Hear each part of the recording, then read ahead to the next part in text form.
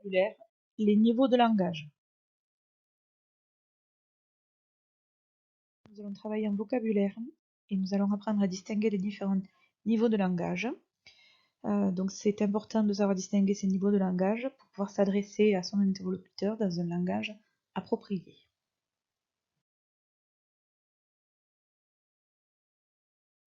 Alors, nous allons voir qu'en français, il existe 3 niveaux de langage: le langage familier, le langage courant et le langage soutenu.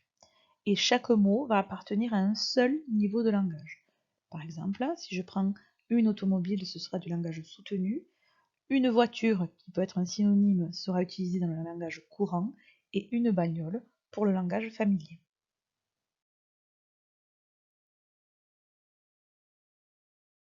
Alors, en premier, le langage courant. C'est le langage qui est le plus utilisé. On l'emploie aussi bien à l'oral qu'à l'écrit. C'est par exemple le langage que l'on va utiliser ensemble en classe. Donc je vous mets 3 exemples de phrases de langage courant. Il a mangé au restaurant. Elle a lu un livre. Elle adore son cheval.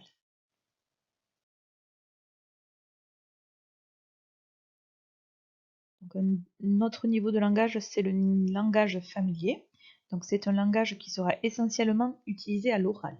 On va parfois l'utiliser à l'écrit quand on va rapporter des paroles dites par quelqu'un. On l'utilise avec des personnes que l'on connaît très bien, comme avec vos amis par exemple. Donc je vous mets en langage familier les 3 phrases exemples de tout à l'heure. On va dire: il a bouffé au restaurant, elle a lu un bouquin et elle adore son canasson. Donc voilà, c'est un langage que l'on utilise vraiment que à l'oral et que avec des personnes que l'on connaît très bien.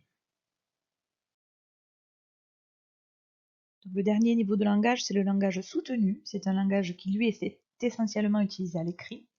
Et à l'oral, on va l'utiliser avec des personnes que l'on connaît très peu. Donc c'est un langage que l'on utilise avec son supérieur hiérarchique, par exemple, avec quand vous serez plus grand, avec le patron de votre entreprise, avec le maire de la ville si on le croise, etc.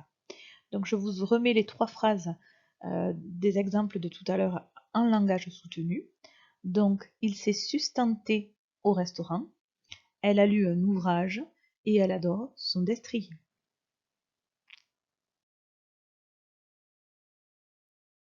Donc je vous propose maintenant de classer des mots selon qu'ils appartiennent au langage familier, courant et soutenu. Donc pour chaque ligne, vous avez 3 mots qui sont des synonymes et qu'il faut placer dans la bonne colonne. Ensuite, je vous demanderai de chercher un synonyme en langage familier de crier. Crier est le langage courant, donc de trouver un synonyme en langage familier, et un synonyme en langage courant de se vêtir, qui est se vêtir utilisé en langage soutenu.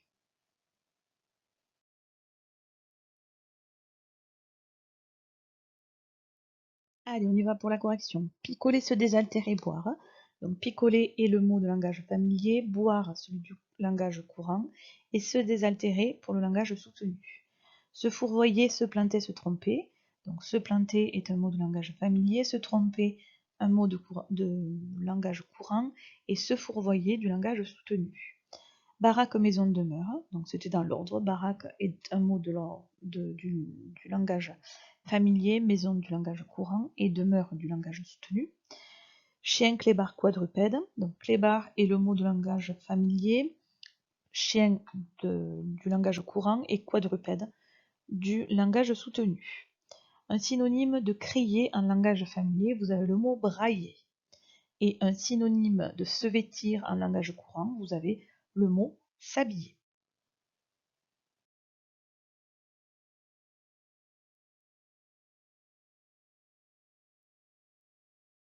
Donc en résumé, les niveaux de langage. Il existe 3 niveaux de langage. Le langage familier qui est le langage parlé, que l'on utilise à l'oral avec ses amis. Le langage courant qui est le langage qui est le plus utilisé fréquemment à l'oral comme à l'écrit. Et enfin le langage soutenu qui est essentiellement utilisé à l'écrit ou on l'utilise à l'oral avec des personnes que l'on connaît très peu ou même que l'on ne connaît pas. Quand on va utiliser par exemple vouvoiement. Donc un même mot, dans le langage familier on aura baraque, pour le langage courant ce sera maison et pour le langage soutenu demeure.